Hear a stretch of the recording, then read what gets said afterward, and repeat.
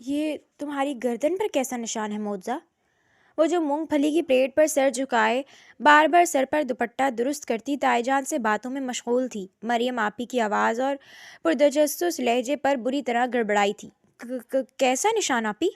صرف چند لمحوں کا کھیل تھا جب اس کے چہرے کے تاثرات وحشت و خوف کی شدت سے سفید پڑ گئے تھے، لیکن پھر اتنی ہی تیزی سے اس نے اپنے ان تاثرات پر قابو پایا اور سر سے اپنا حجاب درست کیا۔ اب چھپانے کا کیا فائدہ؟ میں دیکھ چکی ہوں۔ کیسا نشان ہے یہ؟ مریم آپی کچھ زیادہ ہی متجسس تھیں اور معجزہ سے کوئی بات نہیں بن پا رہی تھی۔ آپی یہ میں بال اسٹریٹ کر رہی تھی تو گردن سے اسٹریٹنر لگ گیا تھا۔ سچ شکر کہ اسے بر وقت بہانہ سوجھ گیا تھا۔ تائی جان بھی پوری طرح اس کی جانب متوجہ تھی جب مریم کا کھنکدار قہقہا کچن کی فضا کو معطر کر گیا۔ بی بنو، زیادہ بنو مت، یہ بال دھوپ میں سفید نہیں کیے، ایسے بہانے یہاں نہیں چلیں گے۔ یہ کہو نا کہ شاہ زیب بھائی کچھ زیادہ ہی پریشان کرتے ہیں تمہیں۔ مریم آپی نے آنکھیں اور آئیبرو دونوں مٹکاتے ہوئے سے چھیڑا تو اپنی آنکھوں میں اترا کرب اور بے تحاشا درد کی نمی چھپانے کو پوری طرح سامنے رکھی پلیٹ پر جھک گئی۔ تائی امی کے لبوں پر بھی معنی خیز سی مسکراہٹ تھی، جبکہ اندر آتا ازمیر خان سر تا پیر جھلس گیا تھا۔ وہ دراز قامت وجیح شخص اپنے چہرے کے تاثرات بالکل نہیں چھپا پایا تھا۔ ماتھے کی رگیں تنی ہوئی تھیں، مٹھیاں بھینچ چکی تھیں، جبکہ لال انگارہ آنکھوں سے وحشت سی ٹپکنے لگی تھی۔ وہ اس لڑکی کو آج بھی اس گھر میں یہاں پا کر بھی پھر سے گیلی لکڑی کی طرح سلگا تھا، اور اوپر سے یہ باتیں اس کے دل کو چیر کر زخموں پر انگارے اڑانے کو کافی تھیں۔ اماں سائیں، میرا کھانا میرے کمرے میں پہنچا دیں، وہ جیسے انگارے چبا کر بولا تھا۔ معجزہ جو ابھی مریم آپی کی باتوں سے دکھی ہوئی تھی، اب اس شخص کو انگاروں پر لوٹتے دیکھ اپنے ہر زخم پر مرہم کا پھایا لگتا محسوس ہوا تھا۔ ازمیر خان کی نفرت نے، اس شخص کی بیجا ضد اور انا نے اسے آج کس مقام پر لا کھڑا کیا تھا کہ وہ خود کو بھی نہ پہچان پاتی تھی کہ کیا وہ وہی معجزہ ذیشان خان ہے جس کی ہنسی کی کھنک ہر وقت چار سو گونجا کرتی تھی؟ کیا یہ سرد و اسپاٹ بے تاثر چہرے والی من مردہ اور جلے پر لیے معجزہ ذیشان وہی شوخ و چنچل لڑکی ہے جو زندگی سے بھرپور ہوا کرتی تھی، جو دوسروں کو جینے کے ڈھنگ سکھایا کرتی تھی؟ اب تو اپنی ہی آواز خود کو اجنبی سی لگا کرتی تھی۔ خود کی آواز سننے کئی دن گزر جاتے تھے۔ ازمیر بچے، اپنے کمرے میں کیوں کھانا کھانا ہے؟ ابھی تمہارے بابا اور چچا آ جائیں گے اور ساتھ ہی معجزہ کو لینے شاہ زیب اور تمہاری پھپھو یہاں پہنچ جائیں گے، تو سب کے ساتھ ہی کھانا کھانا بیٹا۔ سلمیٰ بیگم کے لہجے میں ممتا کی مٹھاس تھی، جو کہ کم از کم سامنے والے اجڑ اور پتھر شخص پر ذرا بھی اثر انداز نہیں ہوئی تھی۔ مجھے معافی رکھیں اماں، غیر ضروری لوگوں سے دل گھبراتا ہے میرا۔ مجھے کوئی شوق نہیں محفلیں منعقد کر کے بیٹھ کر بلا فضول کی گفتگو کرنے کا۔ آپ برائے مہربانی میرا کھانا میرے کمرے میں پہنچا دیں۔ وہ لہجے میں دنیا جہاں کی بیزارگی لیے انتہائی بدلحاظی سے بولا تو سلمیٰ نے تو پہلو بدلا سو بدلا۔ مریم بھی چھوٹے بھائی کی اس قدر بدتمیزی پر بل کھا کر رہ گئی، جبکہ جس کو سنانے کی خاطر وہ یہ سب بول رہا تھا، وہ تو بڑے اطمینان سے سر جھکائے بیٹھی پلیٹ سے مونگ پھلی چن چن کر یوں کھا رہی تھی جیسے اس نے مونگ پھلی پہلی بار دیکھی ہو۔ وہ یوں ہی سیاہ شلوار قمیص پر مردانہ شال کندھے پر جھٹکتا وہاں سے آگ کا ڈھیر بنا نکل گیا تھا۔ وہ اشتعال میں آئی بھپری ہوئی لہر کی طرح اپنے کمرے میں داخل ہوا تھا۔ دل و روح میں وحشت سی ناچ رہی تھی۔ اس کے اندر باہر جوار بھاٹے بھڑک رہے تھے۔ اس کی نظر سامنے آئینے میں اپنے عکس پر ٹھہری۔ تم وہ ذلیل خوار شخص ہو جس نے اپنی جھوٹی انا کی تسکین کی خاطر اپنی ہی محبت کو بڑی نخوت اور حقارت سے اس کی تذلیل کر کے اسے کسی اور کو سونپ دیا، یہ بول کر کہ تمہیں اس سے بالکل محبت نہیں کرتے بلکہ اس سے نفرت کے دعوے دار تھے نا، شدید نفرت۔ پھر کیوں؟ اب کیا ہوا؟ مزہ آیا؟ تم تو اس سے محبت نہیں تھی، تو اب کیسا لگ رہا ہے؟ اب کیوں اسے کسی اور کے پہلو میں دیکھ کر سلگ کر خاک ہو رہے ہو؟ وہ آئینے میں کھڑا ازمیر فرقان خان کو بری طرح لان تان کر رہا تھا۔ سوچو، پل بھر کے لیے ذرا سوچو تو صحیح، کیا منظر ہوتا ہوگا ہر بار جب تمہاری محبت کسی اور کے پہلو میں، کسی اور کی قربت میں۔ ایک دھماکے سے سامنے کا شیشہ چکنا چور ہوا تھا، کیونکہ ازمیر نے ایش ٹرے اٹھا کر سامنے دے ماری تھی۔ تم اس سے زیادہ اور کر بھی کیا سکتے ہو ازمیر خان؟ تمہاری محبت تو کسی اور کی ہو گئی۔ کوئی اس پر ہنس رہا تھا، کوئی اس انا زادے کی تضحیک اڑا رہا تھا۔ اس درد گر کو بھی درد کا مزہ چکھنا پڑا جو ہمیشہ اپنی نام نہاد ضد اور انا میں دوسروں کو ہی درد دیتا آیا تھا۔ برداشت کی بھی حد ہوتی ہے، اور وہ حد پل بھر میں تہو بالا ہوئی تھی۔ اس سے پہلے کہ وہ خود کو کچھ کر بیٹھتا، کمرے سے نکل کر حویلی کے پچھلے دروازے سے حویلی سے ہی باہر نکل گیا تھا۔ معجزہ کے اطمینان میں رتی بھر بھی فرق نہیں پڑا تھا۔ کچھ ہی دیر میں تایا فرقان اور اس کے بابا ذیشان صاحب حویلی واپس آ چکے تھے۔ اسے سامنے دیکھ دونوں کو ہی خوشگوار حیرت ہوئی تھی۔ میری بچی شاہ زیب کے ساتھ خوش تو ہونا؟ تایا جان نے اسے ساتھ لگاتے پوچھا۔ سالی کتیا، حرافہ، کمینی بدذات، چٹاخ چٹاخ چٹاخ۔ بہت بہت خوش تایا جان۔ اپنے دماغ میں گونجتی ایک سانپ جیسی پھنکار کو نظر انداز کرتے اس نے حسب ضرورت مسکرا کر کہا تھا۔ میری بچی، کسی چیز کی ضرورت ہو تو بلا جھجک اپنے بابا کو بول دینا، ذیشان صاحب نے اس کا ماتھا چومتے ہوئے خوش دلی سے کہا تھا۔ ارے بھائی صاحب، جب تک زندگی ہے ضروریات زندگی ختم کب ہوتی ہیں؟ اب یہی دیکھ لیں، بیچارہ شاہ زیب بچی کو موٹر سائیکل پر ہی لے کر پھرتا ہے، تھک جاتی ہوگی موٹر سائیکل پر۔ یتیم کے پاس گاڑی ہوتی تو بچی کو ہی سہولت رہتی۔ پھپھی بشرا کا مکاری سے بھرا خوش آمدی لہجہ سب کو ہی حسب معمول بہت ناگوار گزرا تھا۔ تایا فرقان کے ماتھے پر تو اچھے خاصے بل پڑ گئے تھے، مگر تائی سلمہ نے ہی تحمل کا مظاہرہ کرتے شاہ زیب اور اس کی ماں کو خوش آمدید کہا تھا۔ ابھی جو ماحول کافی خوشگوار تھا اس پر کلفت سی چھا چکی تھی، لیکن ایک واحد شاہ زیب تھا کھانے کے دوران جس کے منہ سے بس شہد ٹپکتا رہا تھا۔ امی، آپ کیسی باتیں کر رہی ہیں؟ ابھی آپ کے بیٹے کے بازو میں اتنا دم ہے کہ وہ اپنی بیوی کو دنیا کی ہر سہولت اور ہر خوشی دے سکے۔ آپ بے فکر رہیں، میں جلد معجزہ کی یہ پریشانی بھی دور کر دوں گا۔ کیوں معجزہ؟ اس نے معجزہ کا ہاتھ تھامے انتہائی عقیدت و محبت سے اسے مخاطب کیا۔ اس نے مسکرانے پر ہی اکتفا کیا تھا،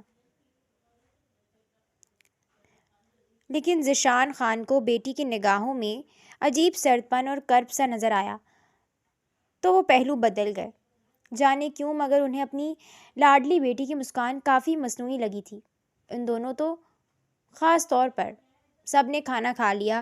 کھانے کے دوران بس شاہ زیب ہی زیادہ باتیں کرتا رہا تھا۔ کھانے کے بعد چائے کا دور چلا اور دیر کے بعد انہوں نے جانے کے لیے رخصت مانگی۔ سب انہیں باہر تک چھوڑنے آئے تھے۔ شاہ زیب نے کیب کروا رکھی تھی۔ میری بچی کو اگر گاڑی چاہیے تو لے دیتا ہوں شاہ زیب کو۔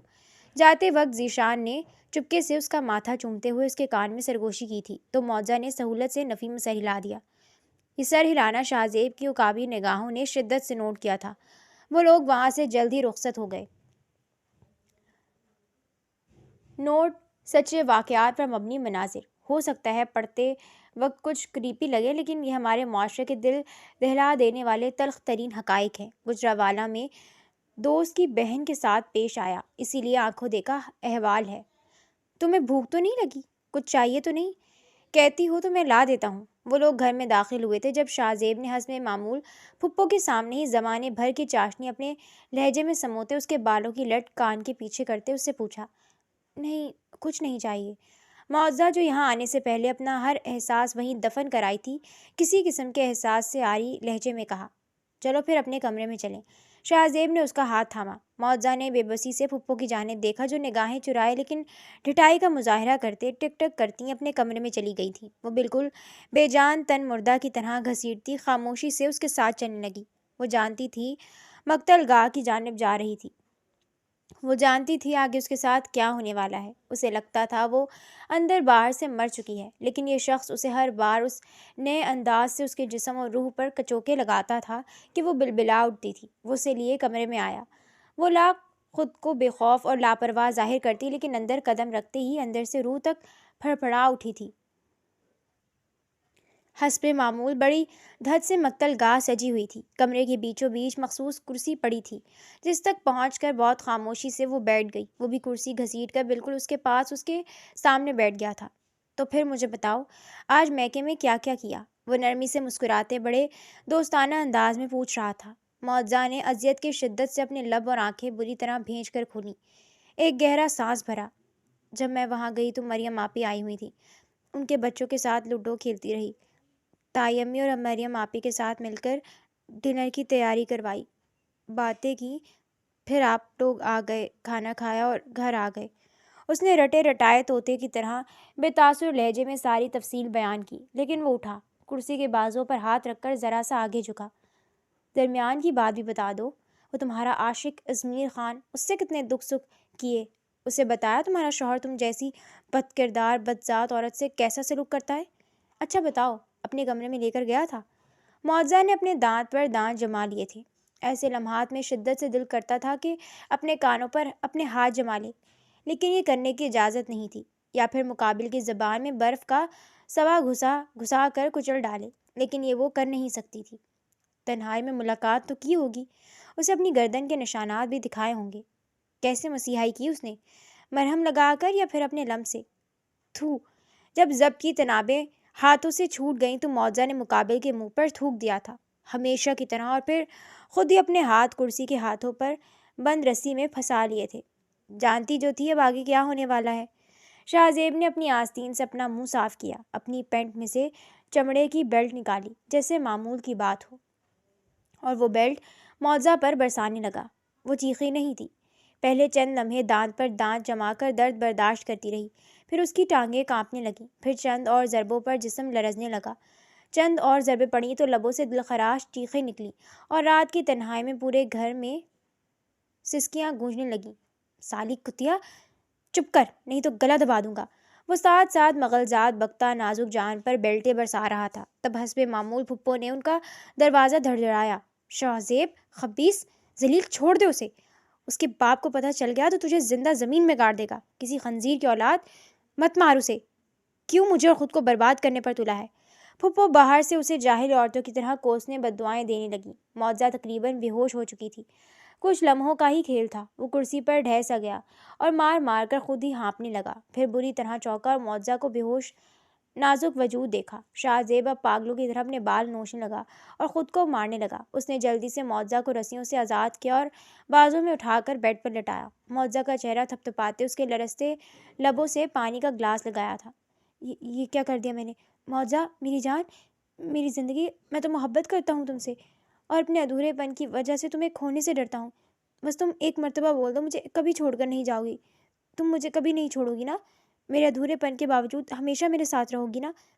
دیکھو میں تمہیں کتنی محبت کرتا ہوں، یہ محبت ہم دونوں کے لیے کافی ہے نا؟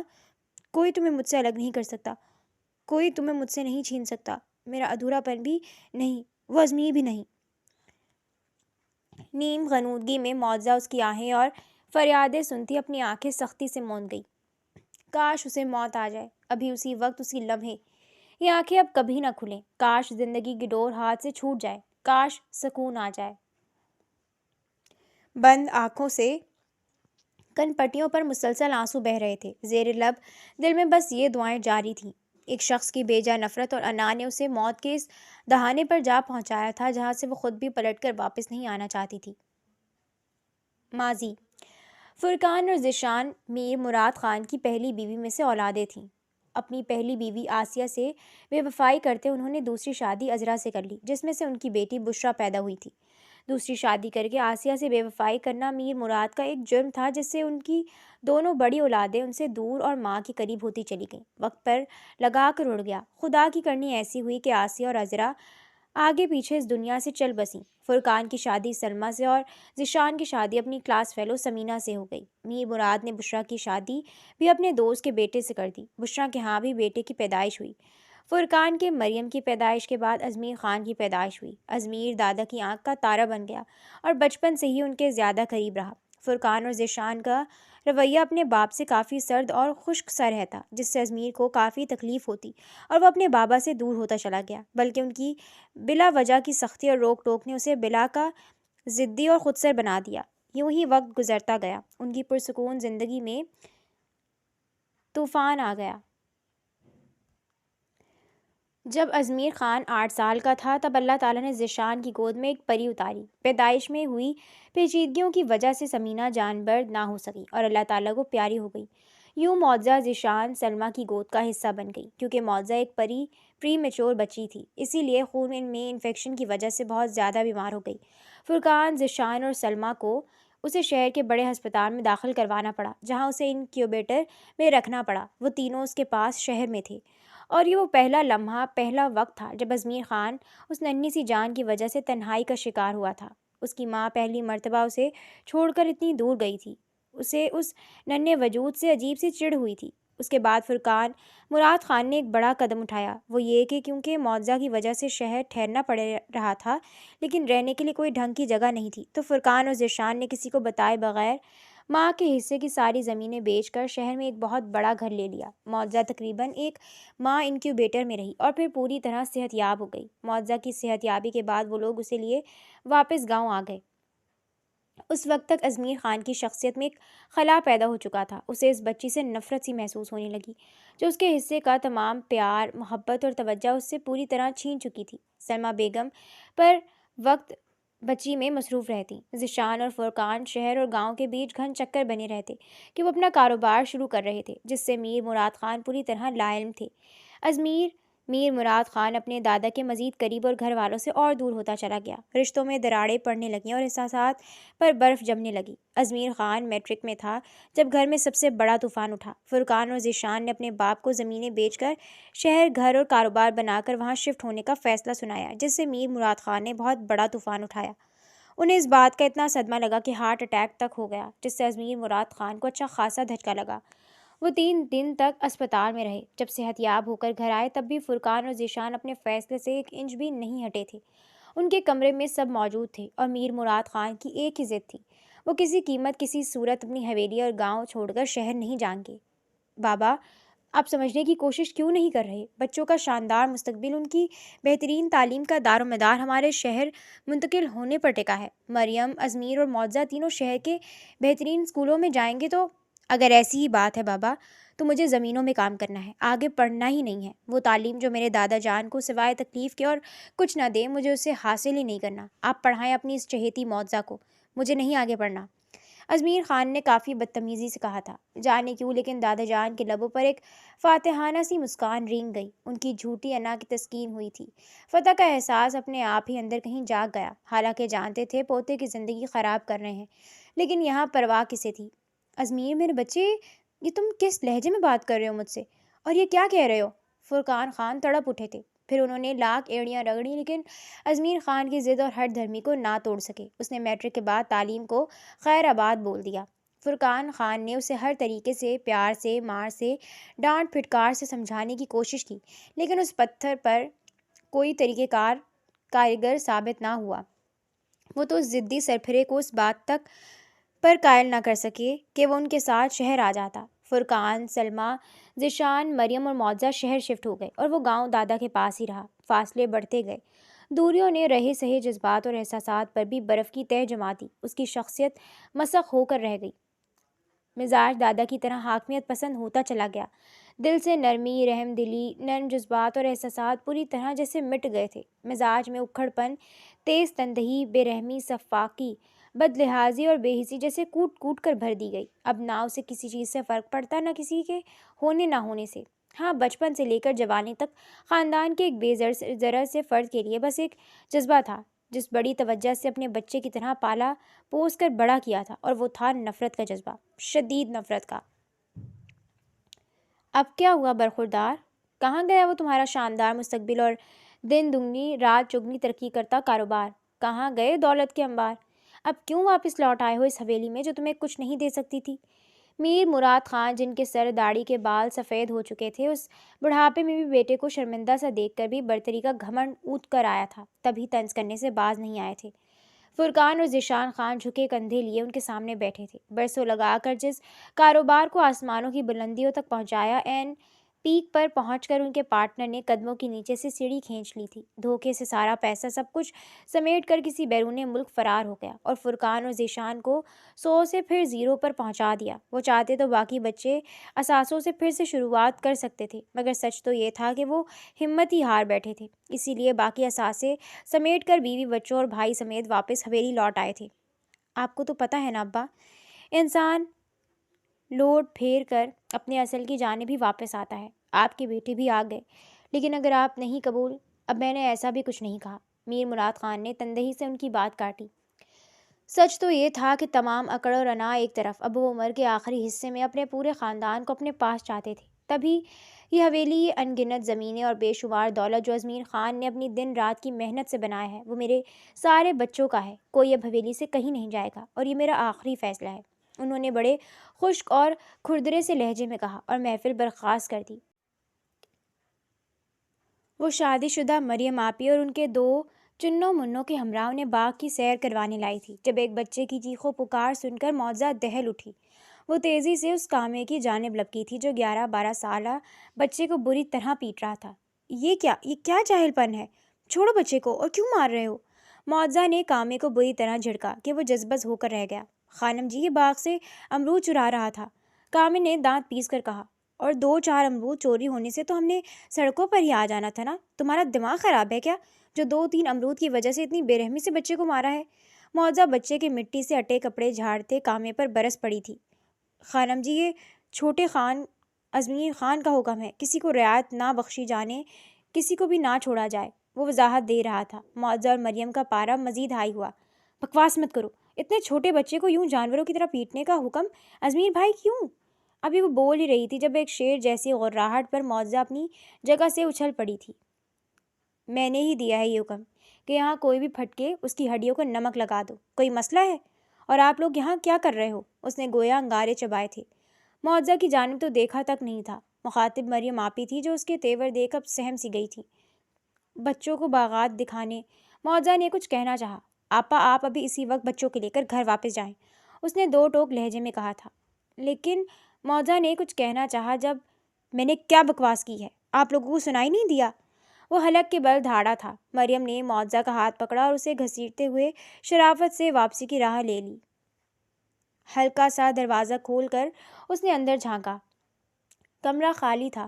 وہ اندر داخل ہوئی اور کمرہ سمیٹنے لگی۔ بچپن سے لے کر اب تک وہ لوگ جب حویلی آتے تھے تب وہ جتنا اس خشک سنگلاخ چٹانوں سے پتھر شخص کے پیچھے بھاگا کرتی تھی، اتنا ہی وہ اس سے دور بھاگتا تھا۔ اس کے تایا تائی اور باپ نے بچپن سے اسے یہ باور کروا رکھا تھا کہ وہ ازمیر خان کی دلہن بنے گی، اس کی منگ ہے، اور اس نے یہ بات اپنے دل و دماغ میں بٹھا لی۔ تب جوانی کی دہلیز پر قدم رکھتے دل کی خالی سلیٹ پر ایک نام ہمیشہ ہمیشہ کے لیے درج ہو گیا۔ معجزہ کو سمجھ نہ آتی تھی کہ اس شخص کے معاملے میں وہ آخر چکنا گھڑا کیوں ثابت ہوئی تھی کہ اس کی ڈانٹ پھٹکار حتیٰ کہ دھتکار تک کا اس پر ذرا اثر نہیں ہوتا تھا۔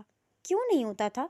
وہ جوانی کی دہلیز پر قدم رکھتے اسے اچھے سے سمجھ آ گیا تھا، بلکہ ازمیر خان کو بھڑکا کر اسے تپا کر معجزہ کو اور ہی مزہ آتا تھا۔ اب بھی وہ اس کے منع کرنے کے باوجود صاف صفائی کرنے اس کے کمرے میں گھس آئی تھی جب وہ پرانے وقتوں کا شاہی جلاد بنا اس کے سر پر سوار ہوا۔ تم کیا کر رہی ہو یہاں؟ تمہاری جرت کیسے ہوئی میرے کمرے میں آنے کی، جب میں نے منع کیا ہے کہ اپنی منحوس شکل لے کر میرے سامنے مت آیا کرو؟ ڈارک براؤن شلوار قمیض میں وہ اونچے سر و قد سمیت وجاہت کا مرکہ بنا لیکن حسب معمول غرا کر بولا تھا۔ تائی امی نے کہا تھا آپ کے کمرے کی صفائی۔ جھوٹ بول رہی ہو تم۔ اماں سائیں یہ بے وقوفی کیوں کریں گی جب میں نے خود ان سے کہا ہے کہ میرے کمرے میں کوئی بھی منہ اٹھا کر نہ گھسے، خاص کر کے تم۔ وہ پھر سے چیخا۔ اوف، آہستہ بولیں، کہیں آپ اس غلط فہمی کا شکار تو نہیں کہ میں بحری ہوں؟ آسمانی رنگ کی فراک ٹراؤزر اور سادہ سے دوپٹے میں وہ آنکھیں پٹپٹاتی سادگی سے بولی تو وہ قہر سما تاثرات اور آنکھوں سے برستی جارحیت لیے اپنا ماتھا بری طرح مسل گیا۔ کیا ہوا؟ سر میں درد ہے؟ کوئی دوا دے دوں؟ کیونکہ مجھے آپ سے بہت ضروری بات کرنی ہے، تو اس کے لیے آپ کو ہوش مند ہونا بہت ضروری ہے۔ میں کہنا چاہتی تھی کہ میں آپ کو پسند کرتی ہوں۔ معجزہ نے الفاظ یوں جلدی جلدی ادا کیے تھے جیسے کئی دن کی پریکٹس سے رٹے ہوں، جبکہ اس کی اس بات پر مقابل کا وجود جیسے زلزلوں کی زد میں آیا تھا۔ کہاں تو وہ اس کی موجودگی چند لمحوں کے لیے اپنے آس پاس برداشت نہیں کرتا تھا، اور کہاں وہ اتنی بے باکی اور بے شرمی سے اس سے اپنی محبت کا اظہار کر رہی تھی۔ اس سے پہلے میں دھکے دے کر تمہیں کمرے سے باہر نکالوں، دفع ہو جاؤ یہاں سے۔ وہ حلق کے بل دھاڑا تھا۔ معجزہ نے اپنے لب بری طرح بھینچے۔ نہیں، میں نہیں جاؤں گی۔ آج آپ سے اس سوال کا جواب لے کر ہی یہاں سے جاؤں گی کہ آخر آپ مجھ سے اتنی نفرت کیوں کرتے ہیں؟ کیا بگاڑا ہے میں نے آپ کا؟ وہ بڑی بڑی آنکھوں میں نمی لیے اس سے استفسار کرتی اس کی حواس ٹھٹرا گئی۔ ایک لمحہ تھا جب وہ اس کی آنکھوں میں دیکھ کر ٹھٹک گیا تھا۔ کیا پتہ اس کے دل نے بغاوت کی ہو جو بچپن سے لے کر اب تک صرف سامنے کھڑے نازک وجود کی جانب شدت سے کھنچتا تھا، جو سامنے کھڑی ہستی کے لیے پورے کے پورے ازمیر خان سے لڑ پڑتا، اس کے لیے نرم سا گوشہ اس پتھر کو محسوس کرانے کی ناکام کوشش کرتا، مگر وہ کامیابی سے اس دل میں موجود ان جذبوں و احساسات کا گلا گھونٹ دیتا تھا۔ لیکن اگلے ہی لمحے وہ آگے بڑھا اور معجزہ کی کلائی اپنی کھردری گرفت میں یوں جکڑی کہ معجزہ تڑپ اٹھی۔ اگلے ہی لمحے اس نے معجزہ کو کمرے سے باہر دھکیل کر دروازہ اس کے منہ پر بند کیا تھا۔ وہ بے دریغ روتی ہوئی اپنے کمرے میں بھاگ گئی۔ یہ آپ کیا کہہ رہے ہیں دادا جان؟ میں مر جاؤں گا لیکن ابا کی یہ فرمائش کبھی پوری نہیں کروں گا، کیونکہ میں نفرت کرتا ہوں اس لڑکی سے۔ اس کا لہجہ گستاخ ہوا تھا۔ میر مراد خان نے لب بھینچ کر برداشت کیا، لیکن یہ کھیتی آخر اپنی ہی تو بوئی ہوئی تھی جسے انہیں اب بس کاٹنا تھا۔ میر مراد خان نے لاڈلے پوتے سے فرقان و ذیشان کی خواہش کا ذکر کیا، اور یہ وہی لمحہ تھا جب تمام گھر والے اور بشرا اور شاہ زیب سمیت سب بیٹھک میں داخل ہوئے تھے۔ اگر میں کہوں کہ یہ میری بھی آخری خواہش ہے ازمیر خان، تو کیا تم تب بھی نہیں مانو گے؟ انہوں نے بڑے آس بھرے لہجے میں پوچھا تھا، لیکن نہیں جانتے تھے، پتھر سے سر پھوڑ رہے تھے۔ اب تک بیٹوں کے خلاف جتنا بڑا محاذ کھولا ہو، لیکن بڑھاپے میں اب اپنے خاندان کو سلوک اتفاق سے کھٹے رہتے دیکھنا چاہتے تھے۔ گستاخی معاف دادا جان، ایک یہی بات اور حکم ہے جو میں آپ کی ہرگز نہیں مان سکتا۔ نہ مجھ سے ایسی کوئی امید رکھیں آپ، نفرت ہے مجھ سے اس لڑکی سے، وہ میرے معیار تک کبھی نہیں پہنچ سکتی، اور اگر آپ لوگوں نے مجھ سے زور زبردستی کی کوشش بھی کی تو میں اس لڑکی کو گولی مار کر خود کو بھی گولی مار لوں گا، یا ہمیشہ ہمیشہ کے لیے حویلی چھوڑ کر چلا جاؤں گا۔ فرقان اور ذیشان اندر کمرے میں آتے دم بخود ہوئے تھے۔ وہ زور سے دھارا تھا کہ ایک مرتبہ تو میر مراد خان کو بھی چپ سی لگ گئی تھی۔ سلمہ بھی وہیں موجود تھی، پریشانی ان کے چہرے سے ہویدا تھی۔ ازمیر خان ان سب پر ایک سرسری نظر ڈال کر وہاں سے نکلنے لگا۔ جب وہ اجڑے بکھرے سے حلیے میں آنکھوں میں آنسو لیے بڑی دیدی دلیری سے پھر سے اس کے سامنے آئی تھی۔ لگے ہاتھوں مجھے، بلکہ ہم سب کو اس نفرت کی وجہ بھی بتا دیں کہ میں نے کیا بگاڑا ہے آخر آپ کا، جو آپ میرے ساتھ یہ سلوک کر رہے ہیں۔ میں نے تایا ابو اور بابا کے منہ سے بچپن سے یہی سنا ہے کہ میں ازمیر خان کی دلہن بنوں گی، اسی لیے یہ بات میری روح میں سرایت کر چکی ہے کہ میں آپ کی ہوں، اور آپ میرے ساتھ ایسا سلوک کیوں کر رہے ہیں؟ وہ سسک کر رو پڑی، جبکہ بشرا کے سینے پر سانپ ہی تو لوٹ گئے۔ تبھی تنفر اور حقارت برے انداز میں چیخ پڑی، کیسی دیدہ ہوائی اور بے حیا لڑکی ہے جو سب بڑوں کے سامنے کیسے منہ پھاڑ کر اپنی شادی کی باتیں کر رہی ہے۔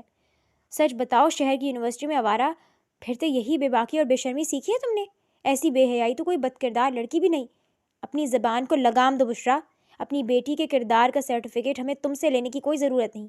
وہ سچ کہہ رہی ہے، اس نے ہمیشہ یہی سنا اور اسے اپنی زندگی کی حقیقت مان بیٹھی ہے کہ اس کی شادی ازمیر خان سے ہوگی۔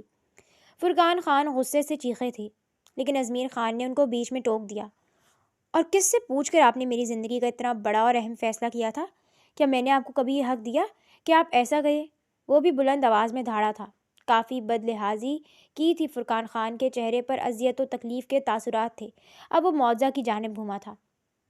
اور تمہیں لگتا ہے اپنی عزت پیاری نہیں جو ہر دفعہ میرے سامنے بے عزت ہونے آ جاتی ہو؟ خودداری نام کی کوئی چیز تم میں ہے بھی کہ نہیں؟ جب میں تمہیں پورے خاندان کے سامنے دھتکار رہا ہوں تو پھر بھی مجھ سے سوال کرنے کی ہمت ہے تم میں؟ تم ہی ہو وہ جب سے پیدا ہوئی ہو کسی عذاب کی طرح میرے سر پر مسلط ہوئی ہو۔ مجھ سے میری ماں، میرے سب رشتے چھین لیے تم نے۔ میں نفرت کرتا ہوں تم سے۔ اور پھپھو بالکل ٹھیک کہہ رہی ہیں، جتنی بے شرمی سے میرے سامنے کھڑی شادی کی باتیں کر رہی ہو۔ کیا ضمانت ہے تمہارے کردار کی؟ یونیورسٹی میں کیا کیا گل کھلاتی رہی ہوگی، مجھے کیا معلوم؟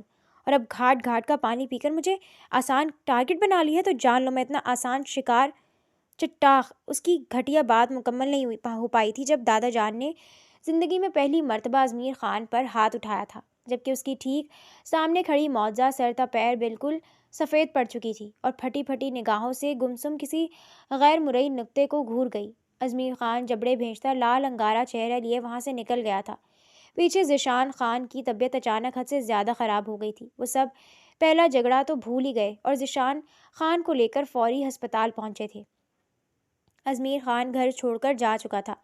2 دنوں میں ذیشان صحت یاب ہو کر گھر آ گئے۔ معجزہ زخمی چڑیا کی طرح پھڑ پھڑا کر رہ گئی، جو اپنے کمرے میں بند ہو گئی تھی۔ سب لوگ ایک دوسرے سے نگاہیں چرائے پھرتے رہے۔ ایسے میں اگر ایک ہستی بن جل مچھلی کی طرح تڑپ رہی تھی تو وہ سلمہ تھی، جسے بیٹے کی سوچ معلوم ہوتے اپنے سوچ زیاں کا احساس اب شدت سے ہونے لگا تھا۔ وہ بھی اب معجزہ کو قصوروار ٹھہرانے لگی تھی۔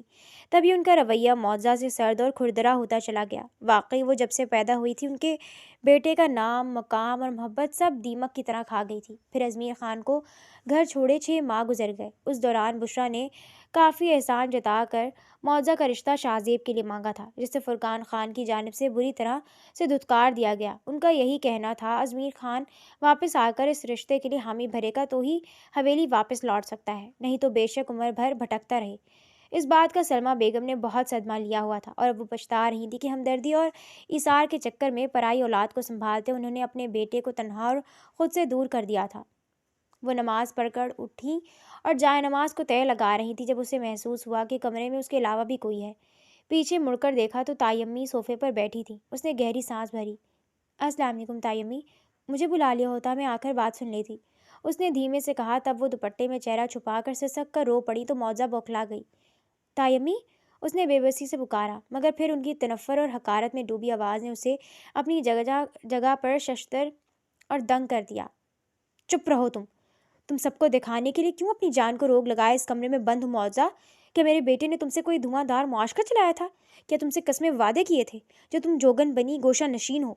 وہ ٹھیک کہتا ہے، تم نے اس سے اس کی حصے کی ممتا تک چھین لی، اس سے اس کا سارا خاندان چھین لیا۔ اسے جب میری سب سے زیادہ ضرورت تھی تب میں تمہیں گود میں لیے اسپتالوں میں دھکے کھاتی پھر رہی تھی، اور تم مجھے اس کا یہ صلہ دے رہی ہو کہ پوری زندگی کے لیے اسے اس حویلی سے بے دخل کروانے پر تلی ہوئی ہو۔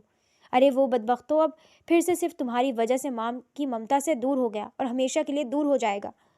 وہ رو رہی تھیں، تڑپ رہی تھیں۔ معاوضہ بھی بلک اٹھی تھی۔ تائی امی، میرا کیا قصور ہے؟ میں بکواس بند کرو معاوضہ، وہ کہتا ہے جب تک تمہاری شادی نہیں ہوگی حویلی واپس نہیں لوٹے گا۔ تم شادی کے لیے ہاں بول دو، نہیں تو اب میں بھی یہی سمجھوں گی کہ تمہارے کردار میں ہی کوئی جھول ہے، اسی لیے میرے بیٹے کے سر پر مرنے کو مری جا رہی ہو۔ تیش و اشتعال کی شدت میں شاید انہیں خود اندازہ نہ ہوا کہ اس معصوم کی تربیت اپنے ہاتھوں سے کر کے وہ اسے کیا بول رہی ہیں۔ آج ازمیر خان کی وجہ سے اس کے اندر کی حساس، اس شخص سے ٹوٹ کر محبت کرنے والی ایک زندہ دل لڑکی جیسے پوری طرح اپنی موت آپ مر چکی تھی۔ ٹھیک ہے، آپ دادا اور فرقان تایا سے کہیں کہ میں شاہزیب سے جلد از جلد شادی کرنا چاہتی ہوں۔ وہ بول کر رکی نہیں، وہاں سے نکل گئی تھی۔ تائی امی بے حد مطمئن ہو کر اس کمرے سے باہر نکلی تھی۔ وہ ایک وحشت زدہ کمرہ تھا جس کے اندھیرے میں دھوئیں کے مرغولے سے اٹھ رہے تھے۔ ازمیر خان نے اپنے فارم ہاؤس کے کمرے میں تنہا راکنگ چیئر پر جھولتے خود کو سگریٹ کے دھوئیں میں ڈبویا ہوا تھا۔ آج حویلی میں معاوضہ کی شادی تھی، اسے تو خوش ہونا چاہیے تھا نا۔ ازمیر کی ضد پوری ہو چکی تھی۔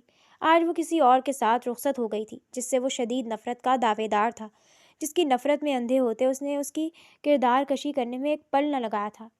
لیکن یہ کیا ہوا تھا؟ جیسے جیسے وقت گزر رہا تھا اسے اپنے اندر باہر سے سناٹے روح کی گہرائیوں میں اترتے محسوس ہو رہے تھے۔ یہ کیسی تنہائی، کیسا خالی پن تھا جو اسے اندر سے کھوکھلا کر رہا تھا۔ اس کا دل کیوں زخمی پرندے کی طرح جسم کے پنجرے میں پھڑپڑا رہا تھا، صرف یہ سوچ کر کہ وہ اب کسی اور کی ملکیت، کسی اور کی دسترس میں ہے۔ یہ اس نے کیا کر دیا تھا اپنے ساتھ؟ اس انازادے دردگر نے خود اپنے ہاتھوں سے اپنی محبت کا قتل عام کیا تھا، اور اب یہی محبت اس کی سانس اس کے سینے میں الجھا چکی تھی، اس کی نیند میں سوراخ کر چکی تھی۔ ابھی محبت کا دردناک انتقام باقی تھا جو اسے ازمیر فرقان خان سے لینا تھا۔ آج دلہن کے نام پر ارمانوں کا لاشا تھا جو اجلا عروسی تک پہنچایا گیا تھا۔ وہ گھونگھٹ نکالے سجی سجائی مسحری کے بیچوں بیچ بیٹھی تھی جب شاہزیب کمرے میں داخل ہوا تھا، اور آتے ہی کسی جنگلی کی طرح اس کا گھونگھٹ نوچ کر دور پھینکا کہ اچانک اس افتاد پر ایک مرتبہ تو معاوضہ بھی بوکھلا اٹھی تھی۔ یہ پردے وردے کی کیا ضرورت ہے بھائی؟ جانتا ہوں تم کتنے پانی میں ہو۔ اس کا معنی خیز سا لہجہ عجیب قسم کی چبھن لیے ہوئے تھا۔ معاوضہ نے بمشکل لب بھینچ کر خود کو کچھ کہنے سے باز رکھا۔ وہ پاس بیٹھا اور عجیب طریقے سے اس کا ہاتھ پکڑ کر اس میں منہ دکھائی کی انگوٹھی پہنا دی۔ ازمیر خان نے شادی میں شرکت کی تھی؟ لبوں پر کمینی سی مسکراہٹ سجائے وہ شاید اس کا ضبط آزمانا چاہتا تھا۔ معاوضہ کو لگا تھا حویلی سے نکل کر اس کی زندگی کی کٹھنائیاں اور اذیتیں دور ہو جائیں گی، لیکن اسے ابھی اندازہ ہوا ان کا اصل باب تو اب شروع ہوا ہے۔ بمشکل ہی صحیح معاوضہ نے نفی میں سر ہلایا۔ تمہیں پتہ ہے مجھ میں کچھ قدرتی ایسے نقائص ہیں کہ شادی نہیں کر سکتا تھا، نہ میں زندگی بھر ازدواجی تعلق نبھا سکتا ہوں۔ وہ بڑے سکون سے اسے اپنی زندگی کا سب سے بڑا راز بتا رہا تھا۔ نہ معاوضہ حیران ہوئی نہ پریشان۔ کیوں نہیں ہوئی؟ شاید اس کے اندر سے اس کا ہر احساس مر چکا تھا۔ مجھے کوئی فرق نہیں پڑتا، آپ میرے شوہر ہیں، اب آپ کے راز میرے راز ہیں، میری زندگی کے ہر موڑ پر آپ کا ساتھ دوں گی، اس نے بے تاثر سادہ سے لہجے میں کہا۔ تو جانے کیا ہوا، شاہ زیب بچوں کی طرح خوش ہو گیا۔ بچپن سے لے کر اب تک یوں ہی تو نہیں میں تمہارے لیے پاگل، تم ہو ہی اتنی کمال کی، خوبصورت، بالکل اس گڑیا کی طرح جسے میں ہمیشہ سے اپنے پاس رکھنا چاہتا تھا۔ شاہ زیب کی اپنی ہی فینٹیسی تھی، وہ اب اس سے اپنی ان تمام خواہشات کا ذکر کر رہا تھا جنہیں وہ حاصل کرنا چاہتا تھا، خاص کر کسی شو پیس کی طرح اپنے پاس رکھنا چاہتا تھا۔ ان تمام باتوں میں بس میں ہی میں تھی، معجزہ کہیں نہیں تھی۔ وہ بیٹھی بیٹھی ہی اونگنے لگی کہ ایک زناٹے دار تھپڑ نے پل بھر میں سب کی نیند اور ہوش بھگ سے اڑا دیے۔ میں تمہیں اتنی اہم باتیں بتا رہا ہوں اور تمہیں سونے کی پڑی ہے۔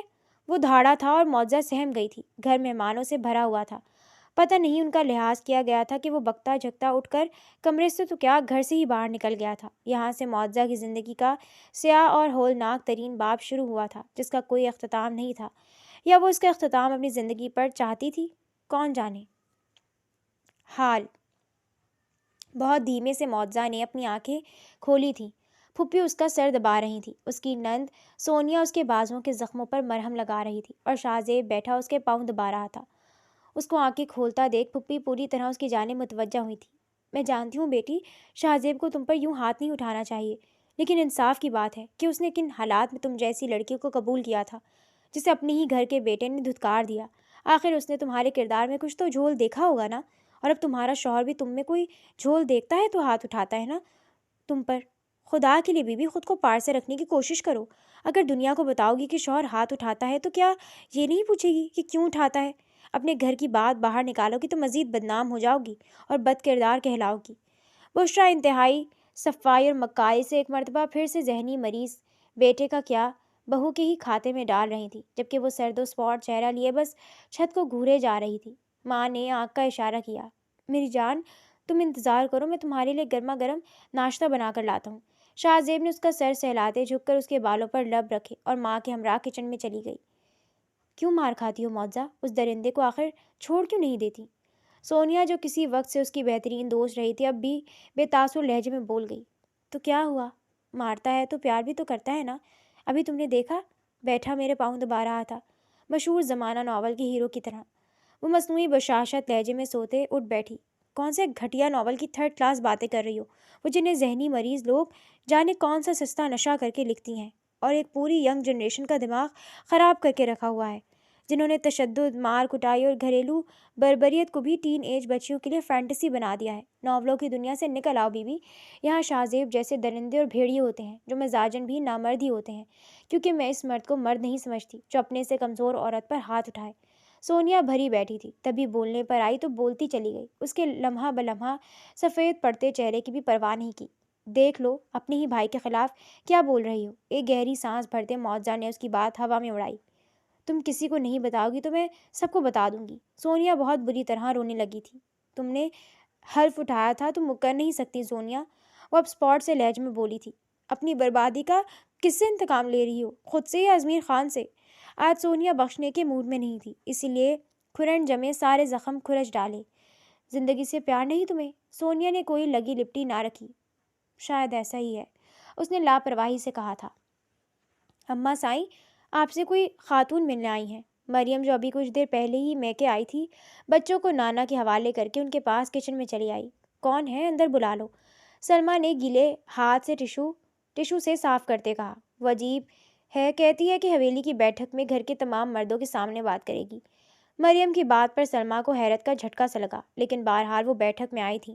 سلمیٰ آنے والی خاتون کو اچھے سے پہچان گئی تھی۔ ارے نصرت بہن، آپ اندر آ جاتی، مریم نے بتایا۔ دراصل وقت نہیں میرے پاس، بس آپ لوگوں کو ایک ضروری بات بتانی ہے، پھر مجھے ہسپتال جانا ہے، میرا بیمار پوتا داخل ہے وہاں۔ ان کا لہجہ سلمیٰ کو کچھ اکھڑا، نفرت بھرا اور غیر معمولی سا لگا۔ انہوں نے تو خیر سگالی کو ہاتھ تک نہ بڑھایا تھا، بلکہ ان کی بات بھی کاٹ دی تھی۔ سلمیٰ کو حیرت ہوئی۔ کہیے، میں سن رہی ہوں، سلمیٰ نے مصالحت آمیز دھیمے لہجے میں کہا۔ نہیں، اس حویلی کے تمام مردوں کے سامنے بات کرنی ہے۔ وہ اپنی بات پر اب بھی ڈٹی ہوئی تھی۔ جانے کیوں سلمیٰ کا دل گھبرانے لگا۔ نصرت بہن، سب ٹھیک تو ہے نا؟ سلمیٰ نے ٹٹولنے کی کوشش کی، لیکن بے سود۔ میر مراد خان، فرقان ذیشان اور ازمیر خان بیٹھک میں آ گئے، بلکہ تجسس کے ہاتھوں مجبور مریم بھی بیٹھک میں چلی آئی تھی۔ اس حویلی کے تمام بڑے یہاں موجود ہیں نا؟ نصرت نے ایک مرتبہ پھر تصدیق چاہی تھی۔ سب ان کے اس پراسرار انداز سے بری طرح الجھ رہے تھے۔ انہوں نے معجزہ کی شادی میں بارات کی جانب سے شرکت کی تھی۔ بشریٰ لوگوں کی قریبی عزیزہ اور پڑوسن بھی تھیں۔ سب یہی ہیں، آپ کہیں جو کہنا ہے۔ میں اس گھر کے سربراہ اور باقی نام نہاد بڑوں سے یہ کہنے آئی تھی کہ اگر بیٹی پیدا کر کے اتنی ہی بوجھ لگ رہی تھی تو پیدا ہوتے ہی اس کا گلا گھونٹ دینا تھا۔ جوان کرنے کی کیا ضرورت تھی، اور اگر کر ہی لی تھی تو اسے موت کے منہ میں دھکیلنے کے بجائے کسی دارالامان میں ہی بھیج دیتے۔ یا پھر میرا بڑا بیٹا رنڈوا ہے، جوان بیٹی ہے، لیکن 2 وقت کی عزت کی روٹی تو وہ بھی کھلا ہی دیتا۔ نصرت بیگم کی لعن طعن سن کر سب کے دماغ بھگ سے اڑے تھے۔ یہ کیا اول فول بولے جا رہی ہیں آپ کو پتہ بھی آپ کیا کہہ رہی ہیں؟ شارٹ ٹیمپر ازمیر خان نے آگے بڑھ کر پیش کے عالم میں ان سے کہا تھا۔ او